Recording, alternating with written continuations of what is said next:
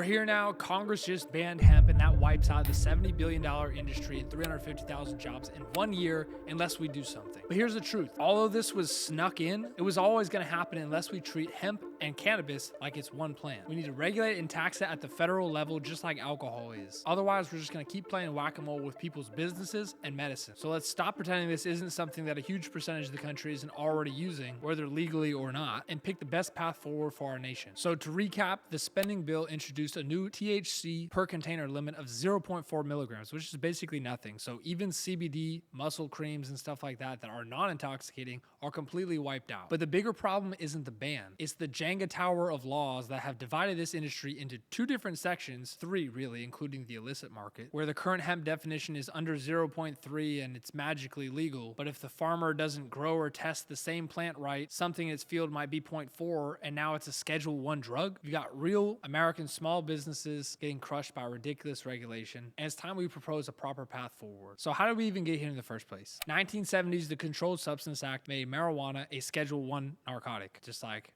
heroin, fentanyl, or anything else with no medical use case. But the 2018 Farm Bill redefined cannabis with less than 0.3 as hemp, and now it became federally legal, so businesses like Bay Smokes was able to sell and provide these products on a national scale across state lines, and it's being sold in stores all around the country today for the past 7 years too. And on the other side of the market, you have the recreational and medical marijuana dispensaries that are state by state, which each have their own pros and cons, but at the end of the day, in the eyes of the federal government, those people are still considered felons selling Schedule 1 drugs. So to be clear, at this point, 30 states have either recreational or medical marijuana policies. Most of the rest of them have not banned hemp, and so basically these hemp dispensaries and smoke shops are operating just like a medical marijuana dispensary would be, just having to deal with the whole 0.3 rule. Now, the White House and Department of Justice have already started talking about moving marijuana to Schedule 3 to make it medically legal, but what that would really do is just hand it over to big pharmaceutical companies and not really allow any of the current players of the industry to probably participate, because pharmaceutical stuff, FDA, all of that is really expensive and takes a lot of expertise that really only these pharmaceutical companies have because they've been doing it for hundreds of years. So what's a real path forward? In my opinion, the clearest thing is to deschedule the plant and treat it like alcohol. Stop pretending hemp and marijuana are two different things, call it one and the same, and create a federal framework to regulate and tax it accordingly. The thing about prohibition is it doesn't actually stop people from using these products. In the United States, the entire marijuana cannabis system is probably between 150 and 200 billion annually. And that's between the medical recreational dispensaries, the hemp market, and then the black market, which in my opinion is still the largest. At the state medical and recreational level, you have track and trace systems, testing regulations, taxing regulations, and licensing systems. At the hemp level, there's a more simplified testing standard, but the products can be sold interstate, which has changed the market dynamics entirely.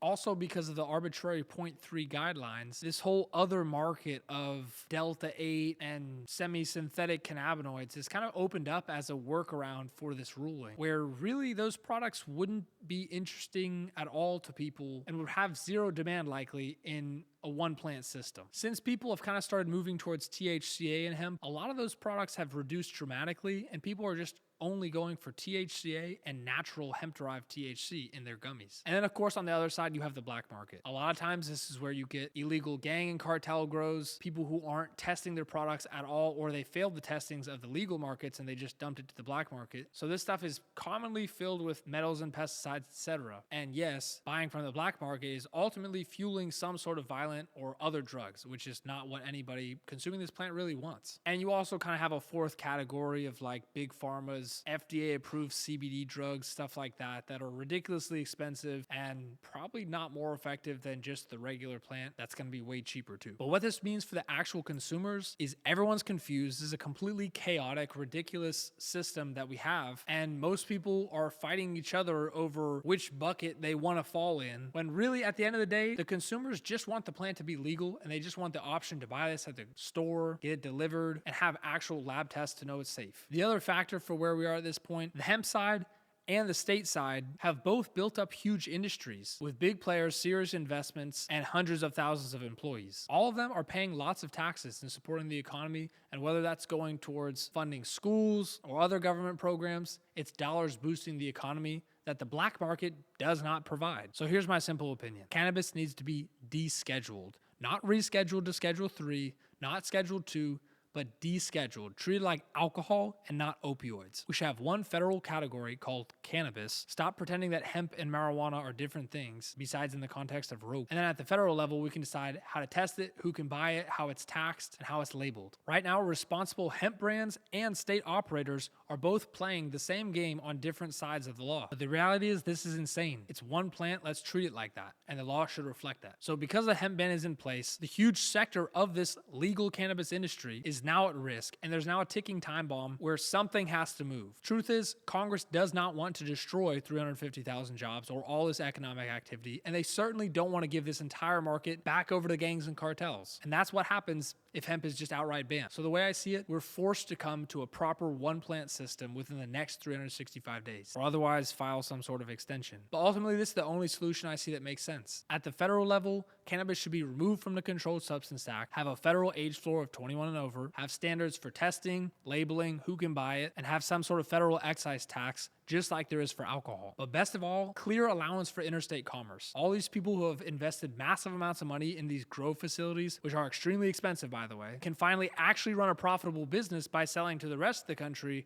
instead of only to their local markets where you're dealing with all these under-licensed areas, which the black market still thrives in, or overtaxed areas where all the legal operators are struggling and drowning in debt because the system sucks. Not to mention banking and taxes of a federally illegal product. At the state level, just like alcohol, states should be able to decide which areas or counties are dry, or if their entire state is, what license type exists, whether it's dispensaries, lounges, or wholesalers, and whatever local taxes, zoning, or outlet density that they want to apply. But the important thing is no more federal gotcha that turns legal state operators into felons, and no more uncertainty of operators like myself that have built up a massive business with tons of employees, following the rules, providing good products, but now being faced with total extinction. That's it. A grown-up version of the federal cannabis policy respects states' rights, people's choices, and protects the children. And it stops pretending that hemp and marijuana are two different things. So although we've done polling and the vast majority of people want to keep and regulate this plant, some people still have concerns. So what about the children? Just like for alcohol, there needs to be strong age gates where IDs are checked because the law is 21 plus, and there's licenses to fall back on. So if some operator is selling to underage, they should lose their license and not be able to sell the product anymore. I'm sorry, but drug dealers don't ask for IDs. So your kids can still get this if it's illegal, probably more so than they can if it's legal. Regarding safety or other metrics, I think there's already been plenty of data to show that cannabis consumption is not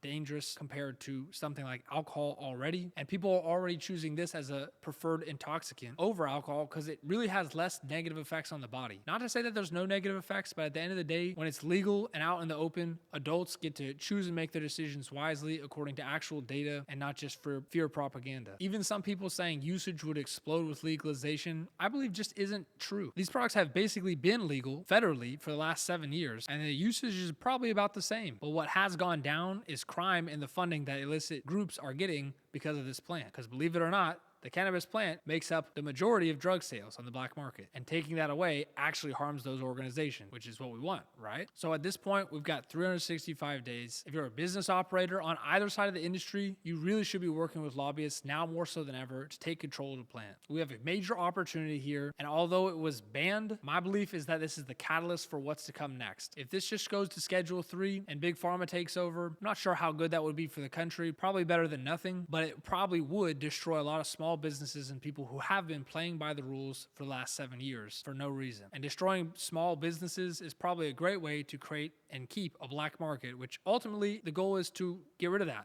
Just like there's no black market for alcohol. So if you like the idea of one plant, one system, I encourage you to share the video, talk about it in your circles. If you're a business, push lobbying in this direction. And if you're a consumer, support brands that support this mission, which ultimately is having this plant be readily accessible and fair priced to people, and allowing people that are actually passionate about the plant a chance to operate in the industry, which frankly, Schedule 3 would probably require hundreds of thousands or millions of dollars worth of licenses and compliance that regular people just can't afford. There are a lot of small guys that love the plant and are happy to play by rules and regulations, so let's put some sensible ones in place. If you're a consumer, you can engage politically in your own way. You can call your representatives. You can ask them to support a one plant, one system rule, and let's put proper regulations around hemp or cannabis or whatever they want to call it, and let's keep this legal for everybody. If you're watching this, you're already ahead of 99% of the people. My name's Will. I'm the founder of Base Smokes, and we've been doing this the last 7 years. So I'm going to continue making content of this nature trying to educate people about what's going on, and hopefully trying to shape the world of the future that we live in and allow this plant to be available for everybody. If you're with me, subscribe, drop a comment. We can shape this industry together instead of letting it be decided behind closed doors. See you guys in the next video.